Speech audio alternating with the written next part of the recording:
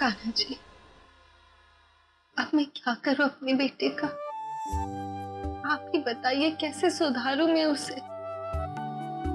उसे तो बस अपनी जिंदगी अपनी तरह से जीनी है और कैसे भी करके यहाँ से जल्द जाना चाहता है। और उसके लिए वो किसी भी हद तक जा सकता है।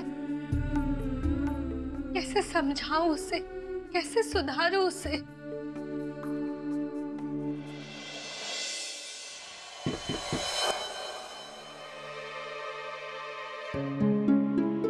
क्या मैं अंदर आ सकता हूँ? रमाकांत, तुम्हें अपने दादी के पास आने के लिए किसी भी अनुमति की आवश्यकता नहीं है। बेझिझक अंदर चले आओ।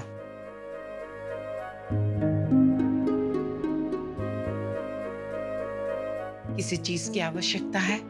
नो, मैं तो बस यहाँ पे आपको थैंक यू बोलने आया था। Thank you?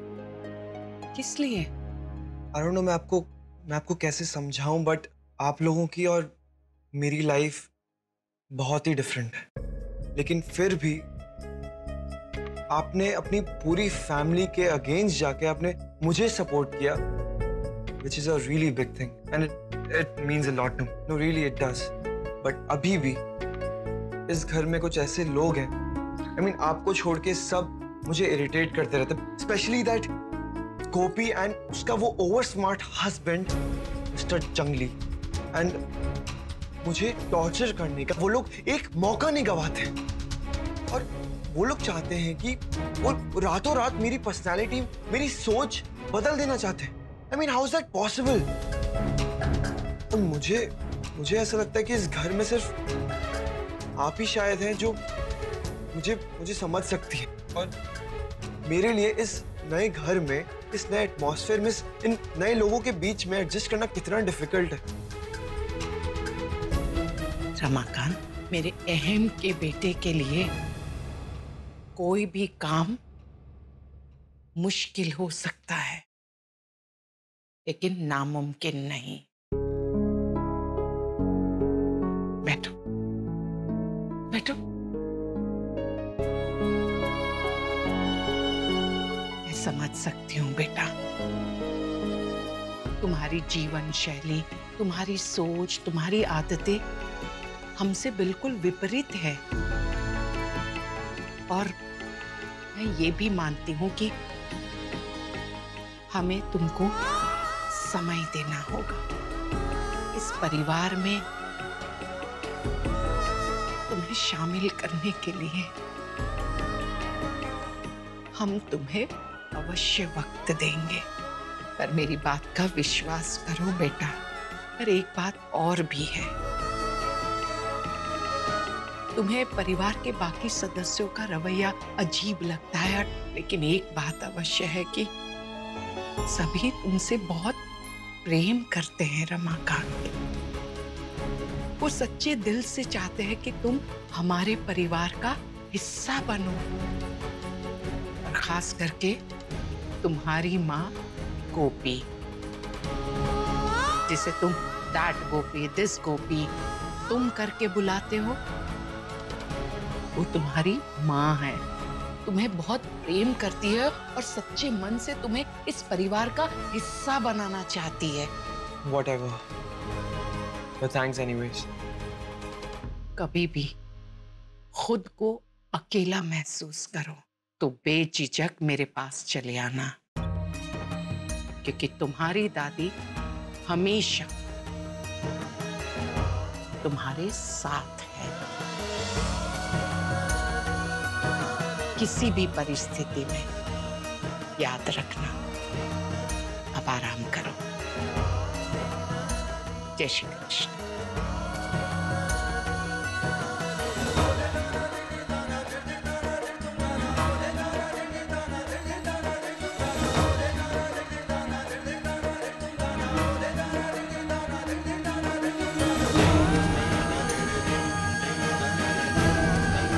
इतना तो पक्का हो गया कि आप इस घर में सबसे कमजोर खिलाड़ी हैं। So don't mind, लेकिन अब मैं आपको इमोशनली ब्लैकमेल करके, आपको यूज करके गोपी मोदी को जवाब दूंगा।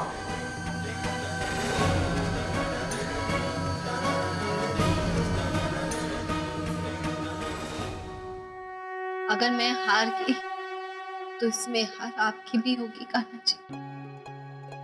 अब आप ही कोई मुझे रास्ता दिखाइए कि मैं रमाकांत को सही रास्ता कैसे दिखाऊं। वो मेरा अपना होकर भी दुश्मनों जैसा बर्ताव करता है और ये अब मुझसे बर्दाश्त नहीं होता है कान्हा जी। ये देखो, उस टिक्की कुमार को लेके फिर से परेशान है गोपिका। जब से वो टिक्की कुमार आया ना, गोपिका का प्रोग्राम रोने का बढ़ ही गया है। मन तो कर रहा मैं उसे उल्टा लटका दूं जाके। शांत रहे। हर बार जाड़ी बुद्धि का इस्तेमाल करके समस्या का समाधान नहीं मिलता। दिमाग पे बर्फ रख और सोच कि आगे क्या किया जाए।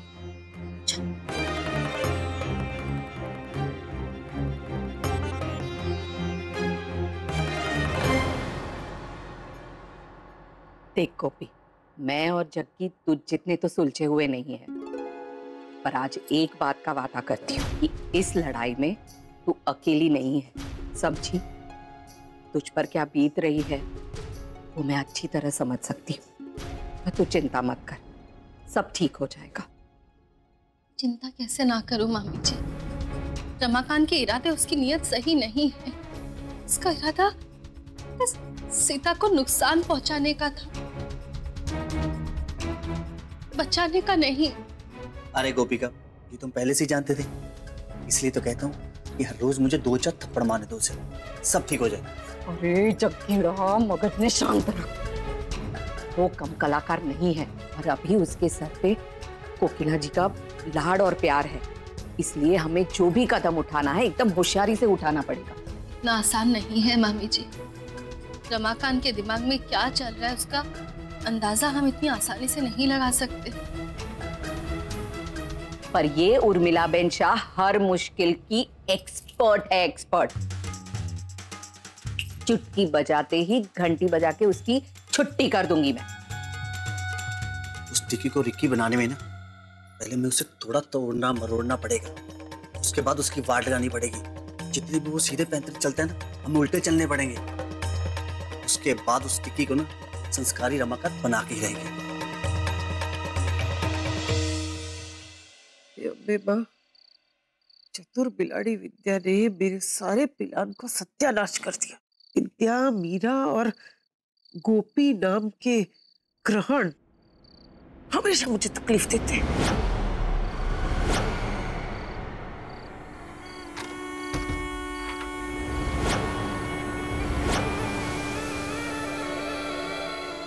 गौरव बहन, टेंशन नॉट। अब सारी तकलीफें दूर होने वाली है।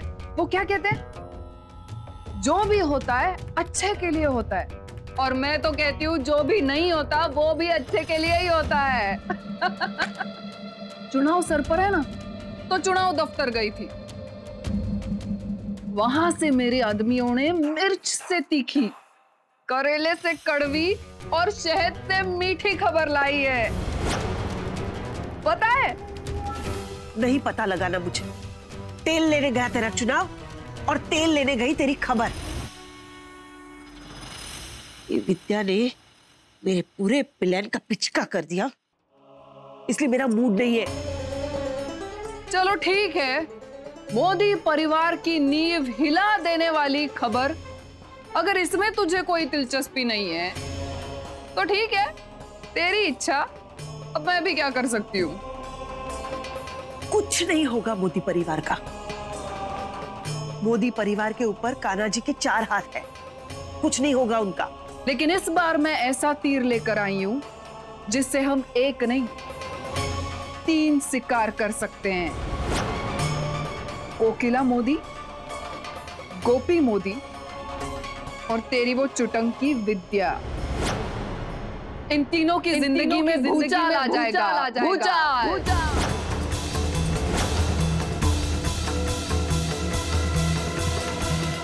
लेकिन छोड़, जाने दे। अब तुझे इसमें कोई दिलचस्पी है ही नहीं, तो जाने दे। अरे रुक रुक रुक, भवानी सुन, रुक जा। पहली बात पूछा, साफ साफ बोल, क्या बोलना चाहती है? अब आई ना दिलचस्पी। हाँ मेरी माँ, बोल। तो सुन, ये गोपी मोदी को बड़ा वहम है ना कि उसकी लाडली विद्या उसकी परछाई है। अरे उसमें वहम की क्या बात है? वो है ही गोपी की कॉपी, उसी का खून है तो। लेकिन अगर मैं कहूं कि विद्या मोदी परिवार का खून नहीं है तो?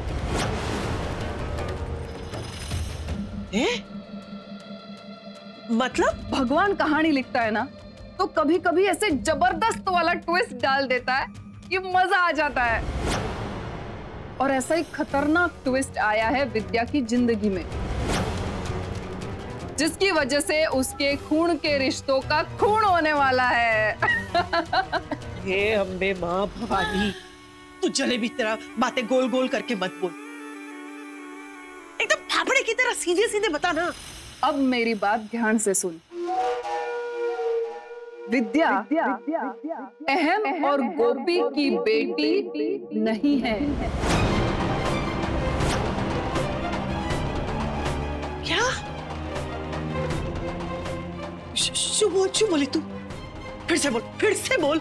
मैंने अपने आदमियों को मोदी परिवार के हिस्ट्री में झांकने को कहा था, और खबर यह मिली है कि 25 साल पहले जब गोपी ने बच्चे को जन्म दिया था, तो डिलीवरी कार्ड के अनुसार उसने एक बेटे को जन्म दिया था।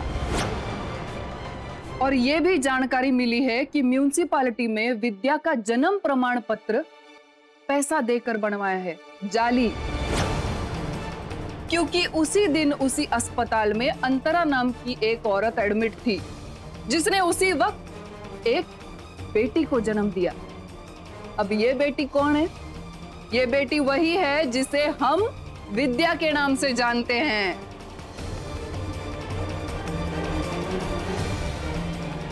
हे प्रभु, इसका मतलब विद्या अंतरा की बेटी है? हाँ, और अंतरा जिस बच्चे को चुरा कर भागी थी, वो है गोपी का असली बेटा, जिसका जन्म प्रमाण पत्र भी जाली बनवाया है, जिसमें उसका नाम है रमाकांत। हे अम्बे माँ,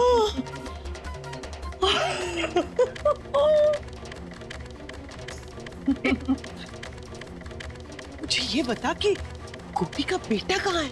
इसकी खबर भी है, और पता ये चला है कि मोदी भवन में कुछ दिनों से एक अनजान लड़का रह रहा है।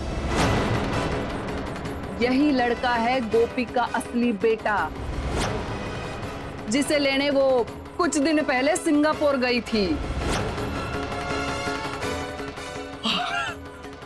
भवानी, भवानी, तूने जो खबर दी है वो किसी लॉटरी से कम नहीं है ना? नंद घेरा नंद भयो जय कन्हैया लाल की, तोरा घेरा नंद भयो जय कन्हैया लाल की। बस बस बस, तू तो नाचना शुरू कर देती है। ये उत्सव बाद में मना लेना, पहले अपने बेटे को और उसके बेटे को ये खबर सुना, ताकि विद्या को हम इस घर से रफा दफा कर सके। अब ऐसे राह चलते आदमी की बेटी सूर्यवंशी खानदान की बहू थोड़ी बन सकती है कि नहीं? नहीं। हाँ? इतना बड़ा हुक्म का इक्का हमारे हाथ आया है, उसे हम यूं ही बर्बाद होने नहीं देंगे।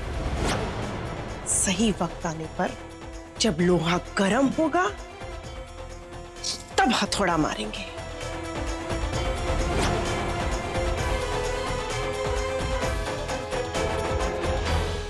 साथ निभाना साथिया। आपके मनोरंजन पर अब नहीं लगेगा कोई ब्रेक। स्टार प्लस के बेहतरीन शोज देखने के लिए लाइक, शेयर और सब्सक्राइब करें स्टार प्लस यूट्यूब पेज को।